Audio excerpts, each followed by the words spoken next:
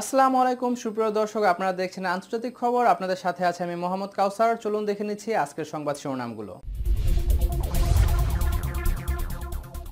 আমিরাত ইসরায়েল চুক্তির বিরুদ্ধে পাকিস্তানে বিশাল বিক্ষোভ। ইরানি কূটনীতিককে তলব আরব আমিরাতের। ভারতের সংসদ ভবনে আগুন। লিবিয়া ও সিরিয়া পরিস্থিতি নিয়ে এরদোয়ানের সঙ্গে আলোচনা করেছেন পুতিন। বৈঠকে বসছে ভারত নেপাল, আলোচনায় নেই সীমান্ত সমস্যা।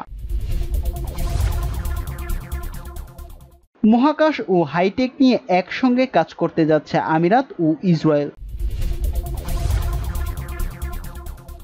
দক্ষিণ চীন সাগরে চীনা আগ্রাসন আঞ্চলিক শান্তি বিনষ্ট করবে। সুপ্রিয় দর্শক, এতক্ষণ দেখছিলেন আপনারা সংবাদ শিরোনাম। এখন আমরা চলে যাচ্ছি বিস্তারিত খবরে।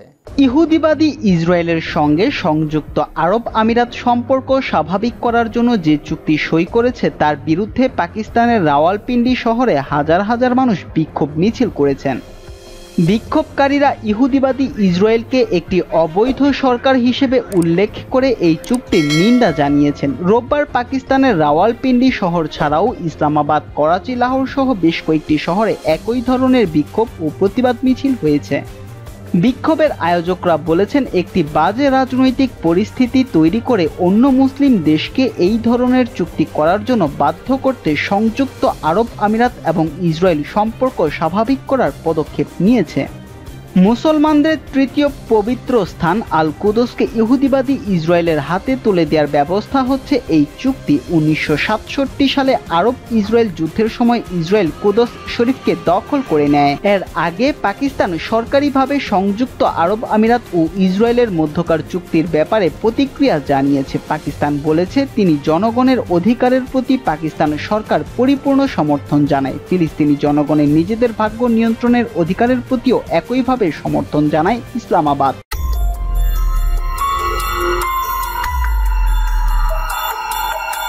আবুধাবিতে নিযুক্ত ইরানের চার্জ দ্য অ্যাফেয়ার্সকে তলব করেছে সংযুক্ত আরব আমিরাত। ইসরায়েল আমিরাত চুক্তি নিয়ে ইরানের প্রেসিডেন্ট ডক্টর হাসান রুহানির বক্তব্যের প্রতিবাদ জানাতে তাকে তলব করা হয়। আমিরাতের রাষ্ট্রীয় বার্তা সংস্থা WAM এ তথ্য জানিয়েছে। সম্পর্ক স্বাভাবিক করতে ইসরায়েলের সঙ্গে গত বৃহস্পতিবার শান্তি চুক্তি করেছে সংযুক্ত আরব আমিরাত। শনিবার হাসান রুহানি মন্তব্য করেন, এই চুক্তি করে আমিরাত বিরাট ভুল করেছে। আমিরাতের বিবৃতিতে বলা হয়েছে, ইরানের প্রেসিডেন্টের বক্তব্য মেনে নেওয়া যায় না, এমন কথা উস্কানিমূলক। আরব উপসাগরীয় অঞ্চলের নিরাপত্তা ও স্থিতিশীলতায় এর মারাত্মক প্রভাব পড়তে পারে। এরপরই আবুধাবিতে ইরানের চার্জ দ্য অ্যাফেয়ার্সকে ডেকে কড়া ভাষায় প্রতিবাদের একটি মেমো ধরিয়ে দিয়েছে আরব আমিরাত। এ ব্যাপারে তেহরান থেকে তাৎক্ষণিক কোনো প্রতিক্রিয়া পাওয়া যায়নি। আমিরাতের বিবৃতিতে বলা হয়েছে, তারা রুহানির বক্তব্যকে UAEর অভ্যন্তরীণ বিষয়ে নাক গলানোর শামিল বলে গণ্য করছে।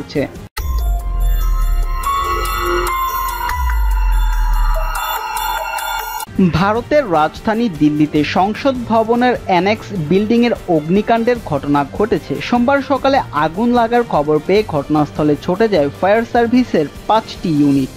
শর্ট সার্কিট থেকে অগ্নিকাণ্ডের সূত্রপাত হয়েছে বলে প্রাথমিকভাবে ধারণা করা হচ্ছে। এনডিটিভি জানায়, অ্যানেক্স বিল্ডিংয়ের 7 তলার 6 নম্বর কক্ষে আগুন লাগে, তবে আগুনে শুধু ওই কক্ষটির ক্ষয়ক্ষতি হয়েছে। অন্যত্র আগুন ছড়িয়ে পড়ার আগেই নিভিয়ে ফেলে ফায়ার সার্ভিস কর্মীরা। দিল্লির ফায়ার সার্ভিস বিভাগের পরিচালক অতুগল গর্গ বলেছেন, সকাল 7:30টার দিকে অগ্নিকাণ্ডের খবর পায়। প্রাথমিকভাবে ধারণা করা হচ্ছে যে শর্ট সার্কিটের কারণে আগুনের সূত্রপাত হয়েছে। বর্তমানে আগুন নিয়ন্ত্রণে এসেছে।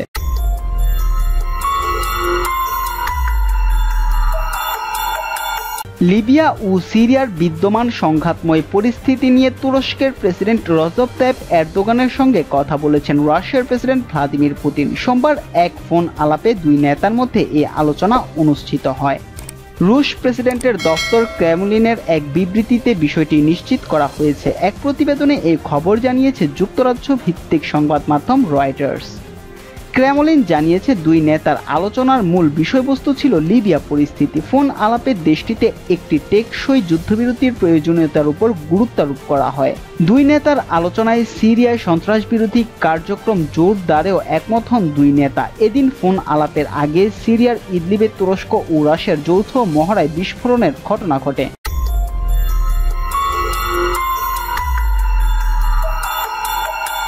দ্বিপাক্ষিক সম্পর্কের একাধিক বিতর্কের মাঝেই সোমবার বৈঠকে বসছে ভারত ও নেপাল। নেপালে চলা ভারতের একাধিক প্রজেক্ট নিয়ে আলোচনা হবে বৈঠকে। সীমান্ত সমস্যা শুরু হওয়ার পর এই প্রথম উচ্চ পর্যায়ের বৈঠকে মুখোমুখি হচ্ছে দুই দেশ।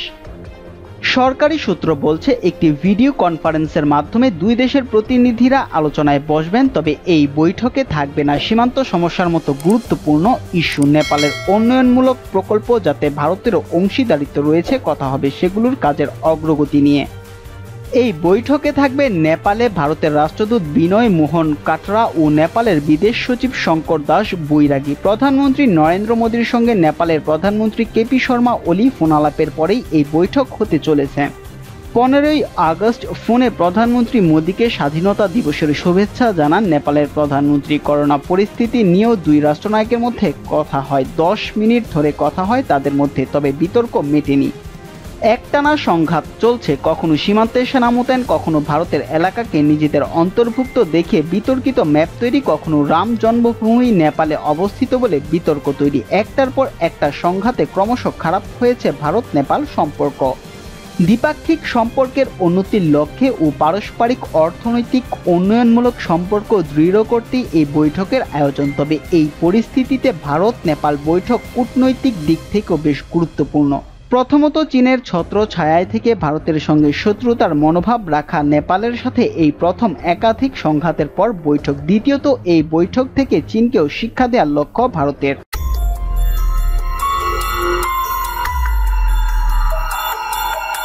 সংযুক্ত আরব আমিরাতের সাথে মহাকাশ ও হাইটেক প্রযুক্তি সহ বিভিন্ন বাণিজ্য শুরু করতে যাচ্ছে ইসরায়েল। সংবাদ মাধ্যম ব্লুমবার্গকে এমন তথ্য নিশ্চিত করেছে ইসরায়েলের বিজ্ঞানী ও প্রযুক্তি মন্ত্রী ইসহার শাই।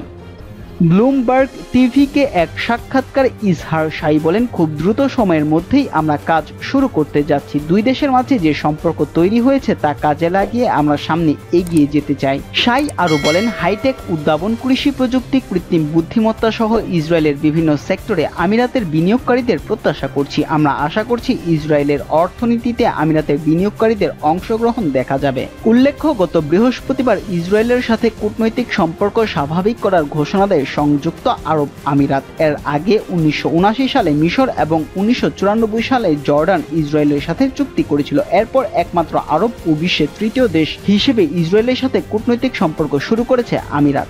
শিগগিরই সংযুক্ত আরব আমিরাত ও ইসরায়েলের মন্ত্রীরা ব্যবসায়িক চুক্তি শুরু করার জন্য বৈঠকে বসবে বলে জানা গেছে।